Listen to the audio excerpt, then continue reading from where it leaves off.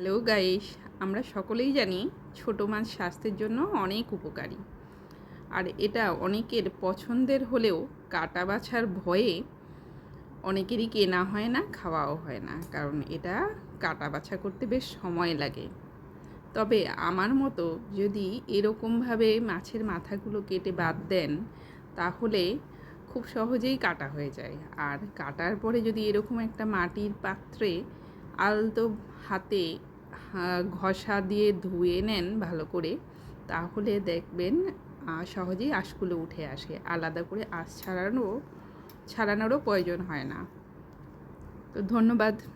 একটা কথা, শুধু তাড়াতাড়ি কাটার জন্য না, এই মাছের মাথাতে অনেক সময় বালি থাকে, যেটা ভালোভাবে ধোয়ার পরেও যেতে চায় না। রান্না করার পরে খেতে গেলে যখন বালিটা মুখে লাগে তখন খুব বিরক্তিকর লাগে। তাই মাথাটা কেটে বাদ দিতে পারেন।